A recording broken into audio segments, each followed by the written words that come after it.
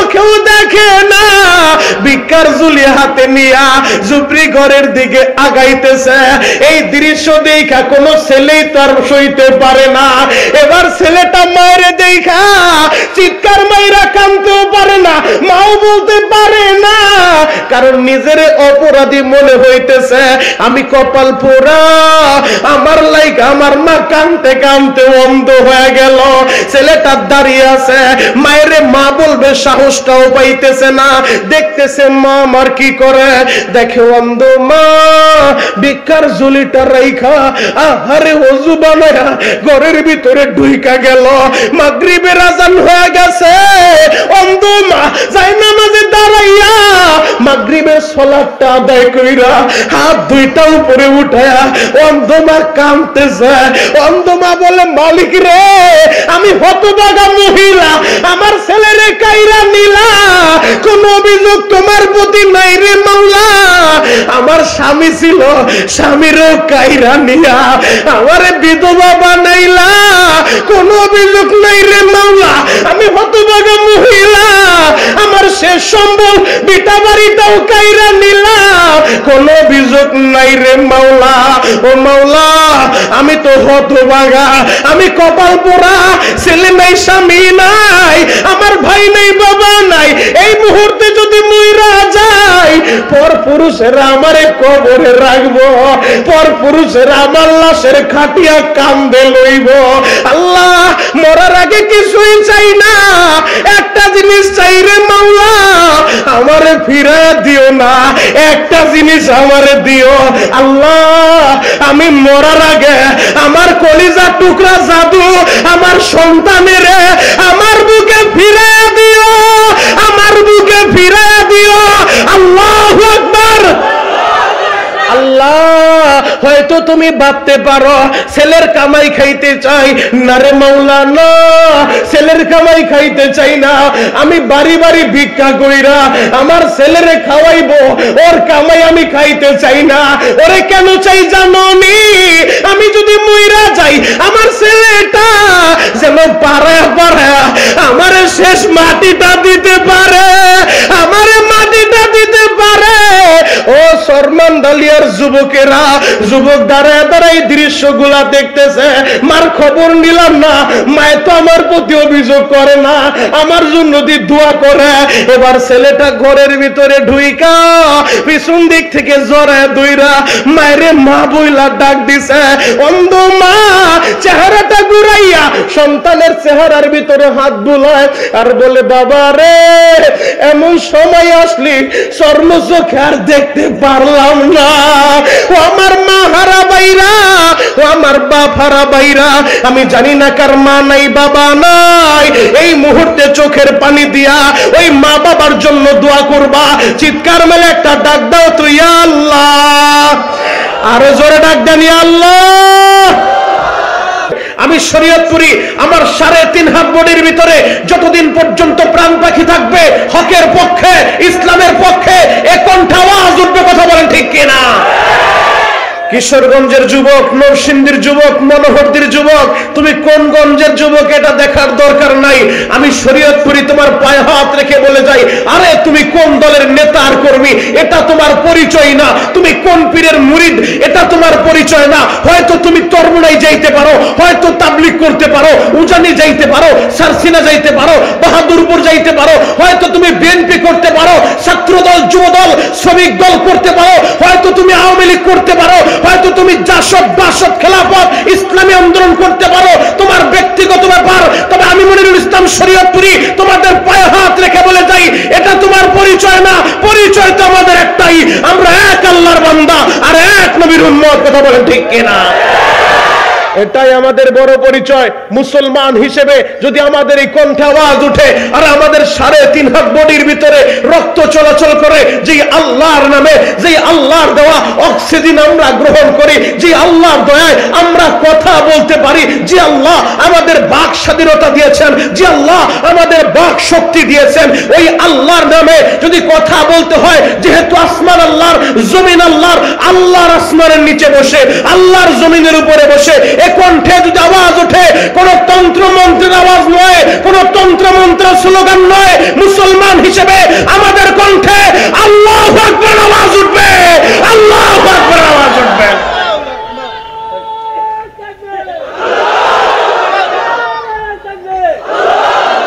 বারাকাল্লাহু ফি হায়াতি, সকলে বলেন আমিন। নরসিংদীর যুবক, তোমরা দাঁড়াইতে সাহস পাও না, একজন মুরব্বী দাড়িগুলা পাইকে গেছে, সে দাঁড়ায় আল্লাহু আকবার তাকবীর দিয়ে ময়দানটা গরম করে দিল। এটা কোনো দলীয় স্লোগান না। আল্লাহু আকবার শব্দের অর্থ হচ্ছে আমার আল্লাহ সব চাইতে বড়। সব চাইতে বড় কে?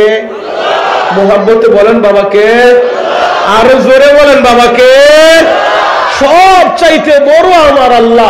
যে বান্দা বলে আমার আল্লাহ বড়, আল্লাহ তারে ছোট রাখবে না, ওরে দুনিয়াতেও সম্মানিত করবে, মরার পরে জান্নাত দিয়ে ধন্য করবে। আল্লাহু আকবার।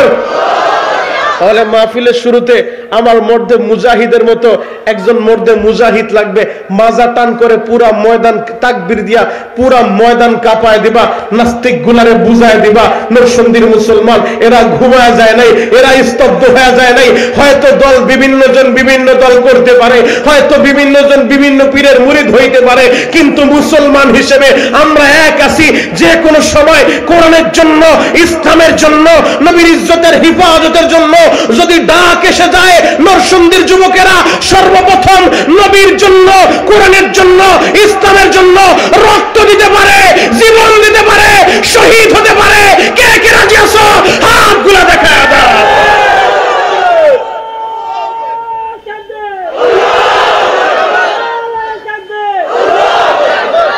এখন তো শেষ, দাঁড়ান শিখে দিই। মনিরুল ইসলাম শরীয়তপুরি আপনার এলাকায় কখনো আসে নাই, আর আসার নিয়েই তো নাই, তবে তাকবীর একটা শিখে যায়, কাজে লাগবে ইনশাআল্লাহ।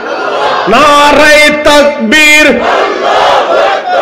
একসাথে বলতে হবে। যারা বিয়ে করছেন তারা আমার সাথে আল্লাহু আকবার বলবেন, আর যারা বিয়ে করো নাই যুবক ভাই, তোমাদের সিরিয়ালটা একটু পরে। আজকে একটা পরীক্ষা হয়ে যাক, চরমান্দালি এলাকার বিবাহিতদের পাওয়ার বেশি নাকি অবিবাহিতদের পাওয়ার বেশি? বিবাহিত যারা তারা আমার সাথে আওয়াজ দিবেন, নারায়ে তাকবীর। মাশাআল্লাহ, বিবাহিতদের অনেক আওয়াজ, সব ঠিকঠাক আছে হুজুর। এবার অবিবাহিত যারা আছো যুবক, সিরিয়াল তোমাদের। আজকে যদি হাইরা যাও, মোতামিম সাহেব হুজুর অনেকগুলো মাইক লাগাইছে, পুরা 2-4 এলাকায় খবর হয়ে যাবে চরমান্দালি এলাকার যুব সমাজের টেম্পার শেষ, ওদের সাথে আর সম্পর্ক করা যাইব না। মান সম্মানের ব্যাপার, মান সম্মান বাঁচাইতে হইব। এজন্য অবিবাহিত যারা রেডি, এবার তোমাদের সিরিয়াল, নারায়ে তাকবীর। না মাশাআল্লাহ 110 আছে, ব্যাটারি পাওয়ার আছে ফুল, আলহামদুলিল্লাহ। এবার বিবাহিত, অবিবাহিত, যুবক, বৃদ্ধ, উপরে নিচে একসাথে যে যে অবস্থা আছেন সর্বোচ্চ আওয়াজ দিয়ে নারায়ে তাকবীর। আল কোরআনের আলো, আল হাদিসের আলো,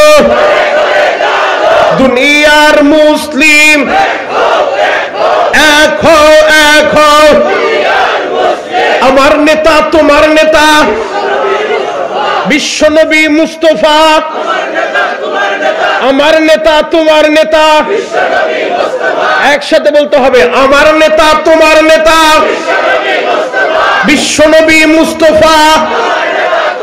নারায়ে তাকবীর, মারহাবা বলেন। খারাপ লাগতেছে? শেষ করে দিব? আরে আলোচনা শুরু করি নাই, করব করব বা পাইলিং চলতেছে। আল্লাহু আকবার বলেন। গেটের ভিতরে যারা জ্যাম লাগায় রাখছে, একটু কষ্ট করে যুবক ভাই ভিতরে ঢুকে পড়ে ইনশাআল্লাহ। আমি তোদের জন্য দোয়া করব দিল থেকে, আল্লাহ যেন তোদেরকে একবার হলো হজ করায়। চিৎকার মেরে বলেন আমিন, আরো জোরে বলেন আমিন। যে কথাটা বলতেছিলাম, আমরা মুসলমান, আমাদের ধর্মের নাম ইসলাম।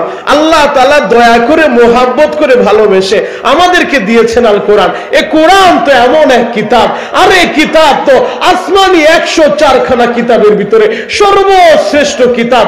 আমার আগে মুফতি শামসুদ্দোহা আশরাফি সাহেব হুজুর তিনি বলেছেন এই কোরআনের ফজিলত, আপনাদের সামনে আলোচনা করেছেন। এই কোরআন এমন একটা সিচুয়েশনে, এমন একটা প্রেক্ষাপটে, এমন একটা যুগে আল্লাহ নাজিল করছে। ওলামায়ে কেরাম আছে, জিজ্ঞেস করে দেখেন যে এই যুগটাকে আইয়ামে জাহিলিয়া বলা হইতো, বর্বরতার যুগ, অন্ধকারের যুগ, মূর্খতার যুগ, অসভ্যতার যুগ। অন্ধকারের যুগটাকে আলোকিত করার জন্য, অসভ্য মানুষগুলাকে সোনার মানুষে রূপান্তরিত করার জন্য এ ধরার বুকে আখির জামানার পয়গম্বরকে আল্লাহ পাঠিয়েছেন। নবীর বয়স যখন 40 বছর, আল্লাহ তখন সর্বশ্রেষ্ঠ কিতাব নাজিল করছেন। আল্লাহু আকবার। আজ থেকে 1500 বছর আগে কোরআন নাজিল হলো। এই 1500 বছর আগে যে কোরআন আল্লাহ জাহিলি যুগে নাজিল করলেন, এই কোরআন নাজিল হওয়ার পরে যারা নবীর দরবারে আসলো, নবীর হাতে হাত দিল, কালিমা পড়লো, কোরআন গ্রহণ করলো, কোরআনকে ভালোবাসলো, কোরআন প্রতিষ্ঠার জন্য, কোরআন প্রতিষ্ঠার জন্য যারা মাঠে ময়দানে, জিহাদের ময়দানে অবতীর্ণ হয়ে গেল, নবীর সাহাবী হওয়ার সৌভাগ্য অর্জন করল, ওই সাহাবীদের সম্পর্কে আরশের মালিক আল্লাহ কি বলে? মনোহরদির যুবক, কান খুলে শুনে রাখো। কোন পীরের গল্প শুনাইতে আসি নাই, বাপদাদার কিচ্ছা শুনাইতে আসি নাই। আমার আল্লাহ আসমানি 104 খানা কিতাব দিয়েছে, 4 খানা বড় কিতাব, 100 খানা ছোট কিতাব, 100 খানা সহিফা, 4 খানা বড় কিতাব, তাওরাত, জাবুর, ইনজিল, কুরআন। 104 খানা কিতাবের ভিতরে সর্বশ্রেষ্ঠ যে কিতাব, এই কোরআনের 114টা সূরা আল্লাহ দিয়েছে। এই কোরআনে 30টা পারা আল্লাহ দিয়েছে। এই কোরআনে 6666টা আয়াত আল্লাহ দিয়েছে। এই কোরআনের 28 নম্বর পারার 4 নম্বর পৃষ্ঠা সূরাতুল মুজাদালার 22 নম্বর আয়াতের অংশ বিশেষ আমি তোমাদেরকে শোনায়া যাই। যারা কোরআন গ্রহণ করছে, যারা কোরআনের জন্য রক্ত ঝরাইছে, যারা কোরআন প্রতিষ্ঠার জন্য জীবন দিছে, ওই সাহাবীদের সম্পর্কে আরশের মালিক আল্লাহ বলে রাদিয়াল্লাহু আনহুম ওয়া রাদুআন। আমি আল্লাহ এদের উপরে রাজি আর খুশি, এরাও আমি আল্লাহর উপরে রাজি আর খুশি। আল্লাহু আকবার। যারা কোরআন গ্রহণ করছে, আল্লাহ তাদের সম্পর্কে বলে আমি এদের উপরে রাজি আর খুশি। নবীজি কি বলে শুনেন? আসহাবি কান নুজুম ফাবিআইহিম ইকতাদাইতুম ইহতাদাইতুম। নবী আমার বলে, আমার এক একজন সাহাবী আকাশের নক্ষত্রের ন্যায়, এদের মধ্য থেকে একজনকেও যদি তোমরা অনুসরণ করো, আল্লাহ তোমাদের হেদায়েত দিয়া দিবে। আল্লাহু আকবার। তার মানে মোটামুটি আমাদের সামনে বিষয়টা ক্লিয়ার। যারা কোরআন গ্রহণ করছে, আল্লাহ তাদের উপরে রাজি আর খুশি, নবী তাদের উপরে রাজি আর খুশি। তার আল্লাহর কাছেও দামি, নবীর কাছে দামি। পক্ষান্তরে আবু জেহেল, উতবা, শায়বা, ওয়ালিদ ইবনে মুগীরা যারা চেয়েছিল কোরআনের আলো নিভিয়ে দিবে, যারা চেয়েছিল এ কোরআনের রাজ কায়েম করতে দিবে না, যারা চেয়েছিল এ কোরআন যে নবীর উপরে নাজিল হয়েছে ওই নবীকে দুনিয়া থেকে সরায়া দিবে, যারা চেয়েছিল আবু জেহেলের মতো কুখ্যাত বদমাইশের নেতৃত্বে দারুন নাদওয়া, বেঈমানদের একটা বৈঠকখানার নাম, বেঈমানদের একটা সংসদের নাম, দারুন নাদওয়ার ভিতরে বৈশা সিদ্ধান্ত হয়ে গেছে যে ব্যক্তি পারবে নবী মুহাম্মদের গর্দান আনতে 100 উট তাকে উপহার দিয়া দিব, এমন ষড়যন্ত্র করেছে, এমন চক্রান্ত করেছে। 1500 বছরের ইতিহাস। আবু জেহেল সফল হয় নাই, উতবা সফল হয় নাই, ওয়ালিদ ইবনে মুগীরা সফল হয় নাই, মক্কার বেঈমানগুলা সফল হয় নাই, কাফেরেরা সফল হয় নাই। বরংস যে আলো জ্বালাইছে আল্লাহ, ওই আলো কিয়ামত পর্যন্ত জ্বলবে। পৃথিবীর এমন কোন ডিক্টাচার, স্বৈরাচার, এমন কোন জালিম জন্ম নেয় নাই। এ কোরআন দুনিয়া থেকে মাইনাস করে দিবে, এ কোরআনের শিক্ষা প্রতিষ্ঠান দুনিয়া থেকে মাইনাস করে দিবে। বরংস 1500 বছরের ইতিহাস যারা কোরআনের আলো নিভাইতে চাইছে, ওদেরকে আল্লাহ নিভাইয়া দিছে। যত বড় ক্ষমতাধর হোক, যত বড় টাকার মালিক হোক, যত বড় পাওয়ারফুল হোক না কেন, ও টিকতে পারে নাই, বর্তমানও টিকবে না, ভবিষ্যতেও টিকবে না। মনোহরদির যুবক, সিদ্ধান্ত তোমাকেই নিতে হবে। তুমি কি আবু জেহেলের সঙ্গী হবে নাকি আবু বকরের সঙ্গী হবে? যুবক, সিদ্ধান্ত তোমাকেই নিতে হবে। তুমি কি ওয়ালিদ ইবনে মুগীরার সঙ্গী হবে নাকি হযরত ওমরের সঙ্গী হবে? যদি ওমরের সঙ্গী হতে চাও, আবু বকরের সঙ্গী হতে চাও, নবীর সঙ্গী হতে চাও, সিদ্ধান্ত তোমাকেই নিতে হবে। যতদিন বাঁচবো কোরআন নিয়ে বাঁচতে চাই, ইসলাম নিয়ে বাঁচতে চাই। কারা কারা যে আছো হাতগুলো দেখতে চাই।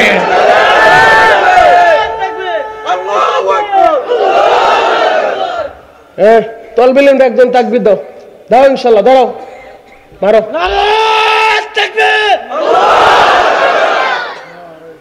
শেষ, ব্যাটারি চার্জ শেষ। এই যুবকদের ভিতরে কে পারবা দেখি আজকে পরীক্ষা হয়ে যাক ইনশাআল্লাহ। মর্দে মোজায় দাঁড়াও ইনশাআল্লাহ, দাঁড়াও তুই বৈশা রোজ গেলে দাঁড়া মার যুবক।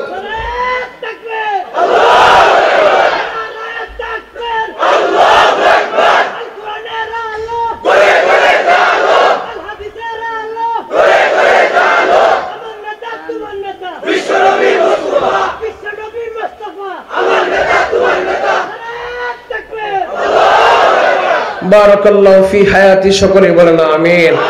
আরো জোরে বলেন আমিন। তাহলে কোরআনের পক্ষে থাকার দরকার আছে না নাই? আরো জোরে বলেন আছে না নাই? আজ থেকে ১৫০০ বছর আগে এ কোরআন নাজিল হয়েছে, কিন্তু এই কোরআনের ভিতরে কোনো ভুল নাই, সন্দেহ নাই। বরং আল্লাহ যখন কোরআন নাজিল করছে, কোরআনের শুরুতে আল্লাহ চ্যালেঞ্জ দিয়ে বলেছেন, যালিকাল কিতাবু লা রাইবা ফি, আমার এই কিতাবে কোনো ভুলও নাই, সন্দেহও নাই। আল্লাহু আকবার। পৃথিবীর ভিতরে যত লিখনী আছে, যত কিতাব আছে, কিতাবের ভূমিকায় অথবা শীর্ষে লেখক লিখে দেয়, আমার এই গ্রন্থের ভিতরে যদি কোনো ভুল ত্রুটি দৃষ্টিগোচর হয় অনুগ্রহ করে জানাবেন, পরবর্তী সংস্কারে সংশোধন করে দিব। এটা হলো দুনিয়ার কিতাবের নিয়ম, এটা হলো দুনিয়ার লেখকের নিয়ম। কিন্তু আমার মালিক এমন এক কিতাব দিছে, মাঝখানেও চ্যালেঞ্জ দেয় নাই, শেষে যাও চ্যালেঞ্জ লাগায় নাই, একেবারে শুরুতে চ্যালেঞ্জ দিয়া বলছে, আমার কিতাবে কোনো ভুল নাই, ভুল নাই, কোনো সন্দেহ নাই। এই ১৫০০ বছরের ভিতরে অনেক বুদ্ধিজীবীর আবির্ভাব হয়েছিল, যারা চেয়েছিল কোরআনের ভুল ধরবে, জাতির সামনে উপস্থাপন করবে যে মুসলমানের ধর্মগ্রন্থ কোরআনে ভুল আছে। এই ভুল ধরার জন্য অনেকেই গবেষণা করছে, কিন্তু ইতিহাস সাক্ষী দেয় গবেষণা তারা করতে পারে, তারা গবেষণা করে কোরআনের ভুল ধরতে যায় কোরআনের আয়নায় নিজের জীবনের ভুল ধরা পড়ছে, কালিমা পয়রা মুসলমান হয়েছে। কথা বলেন ঠিক কিনা? এমন একটা দুইটা ইতিহাস না, অহরহর ইতিহাস আপনারা উলামায়ে কেরামের জবানে শুনছেন, কিতাবের ভিতরে পেয়েছেন, বয়ানের ভিতরে শুনেছেন। আমি সেগুলা রিপিট করতে চাই না, শুধু একটা কথা আপনাদেরকে শুনাইতে চাই, কোরআনে কোনো ভুল নাই, কোনো সন্দেহ নাই। এই কোরআন নিয়ে আমরা বাঁচতে চাই। কথা বলেন ঠিক কিনা? কারণ আমার দেশের মানুষের দিলের ভিতরে একটাই তামান্না, তারা কোরআনের বাংলা দেখতে চায়, ইসলামের বিজয় দেখতে চায়। কথা বলেন ঠিক কিনা? আমার দেশের প্রতিটা মানুষের দিলের ভিতরে একটাই তামান্না, হুজুর বহু তন্ত্র মন্ত্র দেখছি, হুজুর বহু ডিজিটাল আর স্মার্ট বাংলা দেখছি, এগুলা দেখতে আর ভালো লাগে না। এখন আমাদের একটাই তামান্না, আমরা কোরআনী আইন দেখতে চাই, ইসলামের আইন দেখতে চাই, কালিমার বিজয় দেখতে চাই। কথা বলেন ঠিক কিনা? তবে আমি শরীয়তপুরি চিরদিন বাঁচবো না। আল্লামা সাইদি রহমতুল্লাহ আলাই চিরদিন বাঁচেন নাই। আল্লামা সাইদি আজ থেকে অনেক বছর আগে ভবিষ্যৎবাণী করে গিয়েছিলেন, তার এক একটা কথা আজকে বাস্তবে রূপ নিচ্ছে। আল্লামা সাইদির কবর আল্লাহ জান্নাতের বাগান বানিয়ে দিক। তবে আমি শরীয়তপুরিও চিরদিন থাকবো না।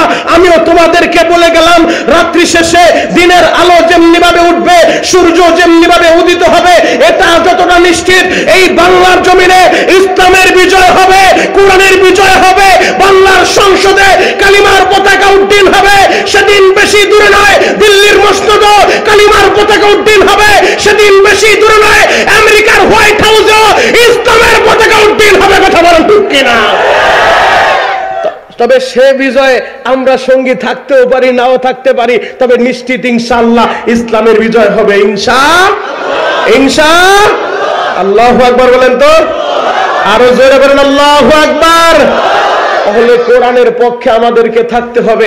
এই কোরআন আল্লাহর নবী আমাদের জন্য রেখে গিয়েছেন। নবী চিরদিন থাকবেন না, নবী দুইটা জিনিস আমাদের জন্য রেখে গিয়েছেন। বিদায় হজের ভাষণে ১৬ লক্ষ সাহাবায়ে কেরামের সামনে আমার নবী বললেন, আমার সাহাবীরা, আমি তো চিরদিন থাকবো না, দুইটা জিনিস তোমাদের জন্য রেখে গেলাম। তারাকতু ফীকুম আমরাইন লান তাদিল্লু মা তামাসসাকতুম বিহিমা, কিতাবাল্লাহি ওয়া সুন্নাত রাসূলি। দুইটা জিনিস রেখে গেলাম, এক নাম্বার আল্লাহর কোরআন, দুই নাম্বার আমি নবীর সুন্নাহ। আল্লাহু আকবার।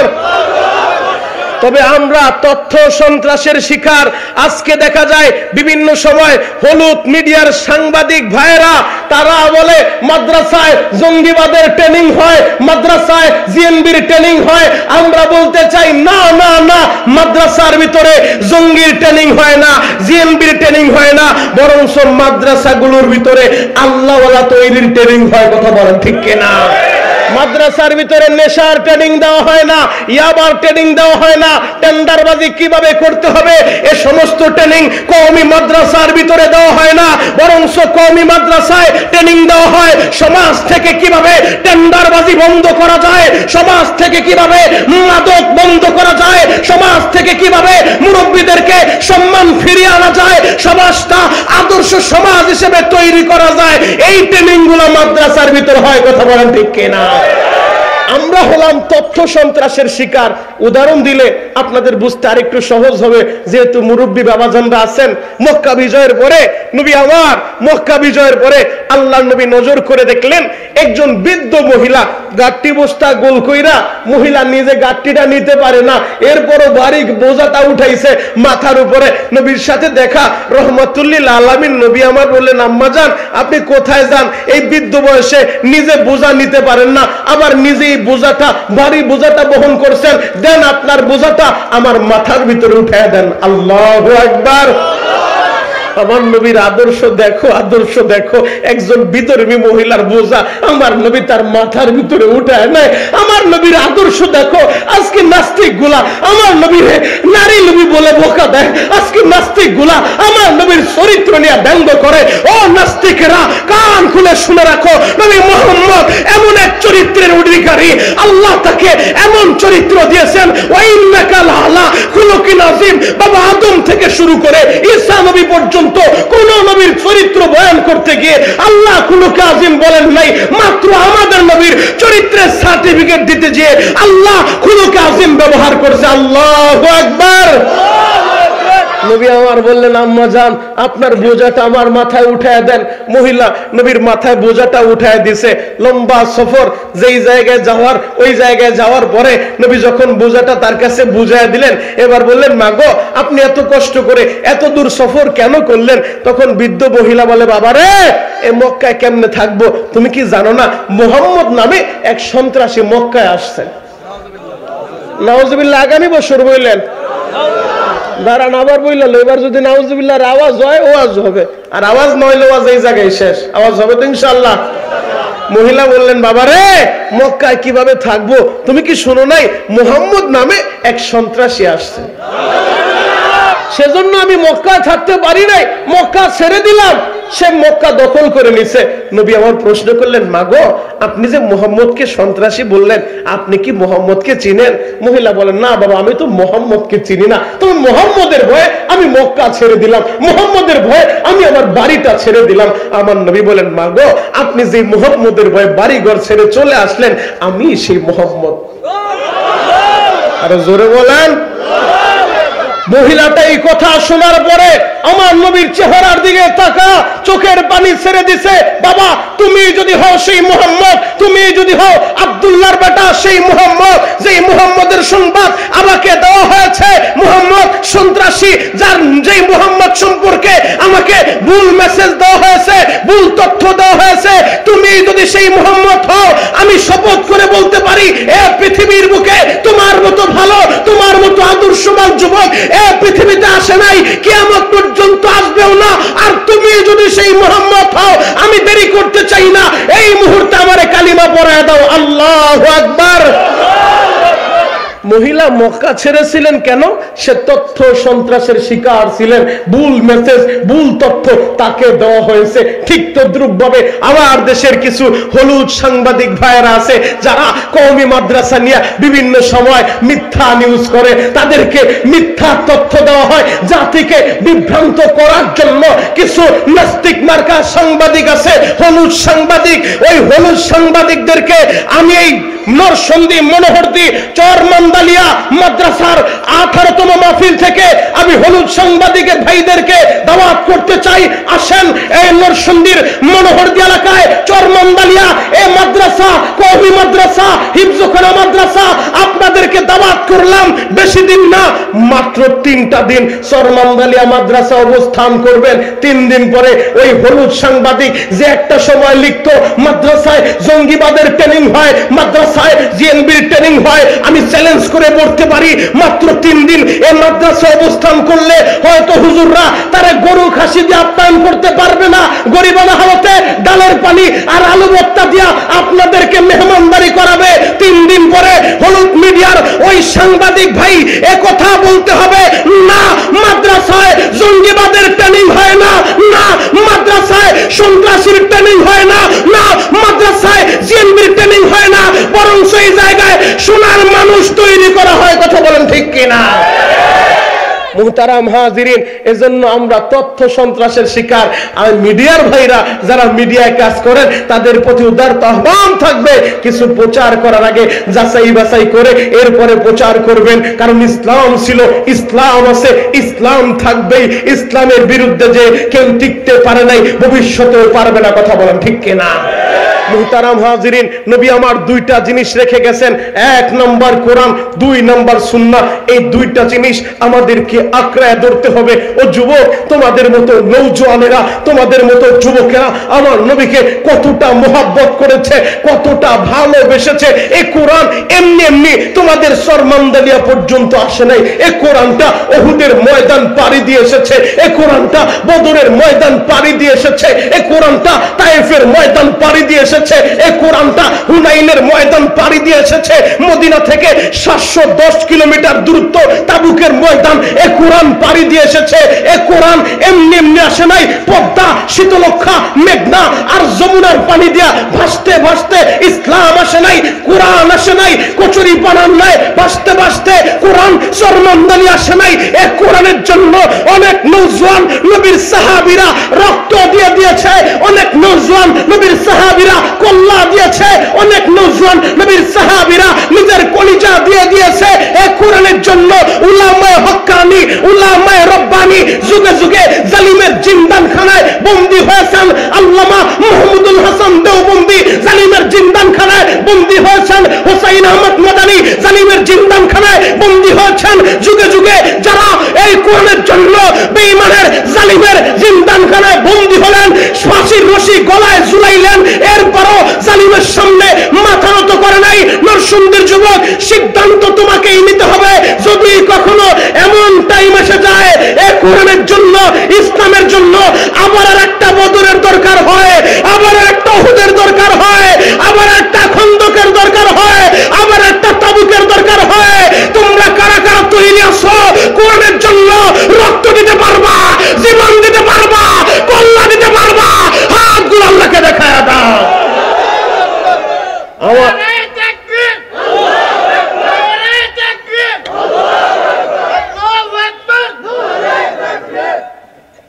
আল্লাহ আমাদের সবাইকে কবুল করুক, সকলে বলেন আমিন। খারাপ লাগতেছে? শেষ করে দিব? চলবে? চলবে? কতক্ষণ? সারা রাত? সবাই থাকবেন? সারা রাত থাকবেন? বুঝতে শুনে বলেন সবাই থাকবেন? সারা রাত থাকবেন? আল্লাহকে হাত উঠে দেখান তো কে কে ভাগবেন। এইটাই ঠিক। আপনারাও সারা রাত থাকবেন না, আমিও সারা রাত করবো না। দাঁড়ান, কুটকুট খুললাম নই, আল্লাহ যত সময় চালায় চলবে ইনশাআল্লাহ। ইনশাআল্লাহ। আল্লাহু আকবার বলেন তো, আরো জোরে বলেন আল্লাহু আকবার। এই কোরআনের একটা আয়াতে কারিমা আমি তেলাওয়াত করেছি, লম্বা খুতবা পড়ি নাই, একটা আয়াতে কারিমা আপনাদের সম্মুখে তেলাওয়াত করেছি। ওই এক আয়াতকে সামনে নিয়ে কিছু সময় আলোচনা করার চেষ্টা করব। আমি চাই আমার যুবকদের তাদের দিলের ভিতরের ঈমানি জজবা, ঈমানি চেতনাটা একটু জাগ্রত করতে। যুবক, তোমাকেই জাগতে হবে। তোমরা জাগ্রত হলে বেঈমানগুলো পালানোর জায়গা খুঁজে পাবে না। কথা বলেন ঠিক কিনা? কারণ যুব সমাজ যদি ভালো হয়ে যায়, এ সমাজে টেন্ডারবাজি চলবে না। যুব সমাজ যদি জাগ্রত হয়ে যায়, এ সমাজে ইয়াবার ব্যবসা চলবে না। যুব সমাজ যদি ভালো হয়ে যায়, এ সমাজের আমার কোনো বন্ধুর সীতা হবে না। কথা বলেন ঠিক কিনা? কারণ নবী মুহাম্মদের জন্য আমাদের জন্য রেখে গিয়েছেন উত্তম আদর্শ। লাকাদ কানা লাকুম ফি রাসূলিল্লাহি উসওয়াতুন হাসানাহ। আমার নবী আমাদের জন্য উত্তম আদর্শ রেখে গিয়েছেন। হে যুবক ভাইরা, হাজী সাহেব, বাবাজিরা, ডানে বামে নজর নাই, এক নজরে তাকায় থাকেন গো বাবা। পবিত্র কোরআনের 3 নাম্বার পারা 13 নম্বর পৃষ্ঠা সূরাতুল আল ইমরানের 31 নম্বর আয়াত আমার আল্লাহ জানা দেয়, নবীজি দুনিয়ার মানুষের বলে দেন, কুল ইন কুনতুম তুহিব্বুনাল্লাহ ফাত্তাবিউনি ইউহিব্বুকুমুল্লাহ। যারা আমি আল্লাহরে ভালোবাসতে চাই আগে যেন আপনার ইত্তেবা অনুসরণ করে, আপনারে ভালোবাসে। আল্লাহু আকবার। তার মানে মোটামুটি ক্লিয়ার যে আল্লাহরে ভালোবাসতে চাইলে নবীরে ভালোবাসতে হবে, নবীর ইত্তেবা অনুসরণ করতে হবে। কথা বলেন ঠিক কিনা? আমরা তো সবাই আল্লাহরে ভালোবাসতে চাই, আর কেনই বা আপনি আল্লাহরে ভালোবাসতে চাইবেন না? আরে যে ব্যক্তি আল্লাহর জন্য হয়ে যায়, মাল্লাহুল মাওলা ফালাহুল কুল, যে আল্লাহর জন্য হয়ে যায় গোটা জগৎ তার হয়ে যায়। কথা বলেন ঠিক কিনা? যুবক, কেন তুমি আমার আল্লাহরে ভালোবাসবো না? আমার আল্লাহ বড় আদর কইরা তোমারে বানাইছে, আমার আল্লাহ বড় পছন্দ কইরা তোমারে বানাইছে, আমার আল্লাহ বড় ভালোবাসা তোমারে বানাইছে, তুমি কেন আল্লাহরে ভালোবাসবো না? অতএব আমরা জীবনে যতদিন বাঁচবো আল্লাহকে ভালোবাসবো, নবীকে ভালোবাসবো। কথা বলেন ঠিক কিনা?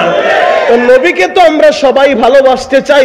আমাদের দেশে আশেকে রাসূলের অভাব নাই, সবাই দাবি করে বিশ্ব আশেক, বিশাল 5 লাখ টাকা দেয় গেটটা নয়, লেখা দেয় বিশ্ব আশেকে রাসূল। অথচ নবীর বিরুদ্ধে কথা বললে ওই আশেকের রক্তটা গরম হয় না, ওই আশেকের কলিজায় আগুন লাগে না। আরে তুমি কেমন সাতারা আশেক হইলা? তোমার নবীর বিরুদ্ধে কথা বললে তুমি প্রতিবাদ করতে পারো না, অথচ দলের একটা পাত্তি নেতার বিরুদ্ধে কথা বললে চাচার শরীরে শক্তি নাই, শক্তি আওলাদ কইলা আনে, তোর এত বড় সাহস আমার নেতার বিরুদ্ধে বলছস। নেতার বিরুদ্ধে বললে সইতে পারে না, অথচ নবীর বিরুদ্ধে বলে প্রতিবাদ করে না। যদি ইমাম প্রতিবাদ করে, যদি খতিব সাহেব প্রতিবাদ করে, ওই ইমামরে কিভাবে তাড়ানো যায় এইরকম মাস্টার প্ল্যান দোকানের ভিতরে হয়। কথা বলেন ঠিক কিনা? আবার তুমি দাবি করো আশেকে রাসূল, তুমি কিসের সেতারা আশেক? আর আশেক যদি হতে চাও হামজালার মতো হও, খাব্বাবের মতো হও, খুবাইবের মতো হও, দরকার হলে নবীর জন্য নিজের জীবন উৎসর্গ করে দিব, নবীর অপমান মেনে নেব না। কথা বলেন ঠিক কিনা? নবীর সাহাবীরা আমাদেরকে দেখায় গেছে, শিখায় গেছে কিভাবে নবীরে ভালোবাসতে হয়। সামান্য আমার নবীরে কেউ অপমান করবে কোন সাহাবী বরদাস্ত করতে পারে নাই।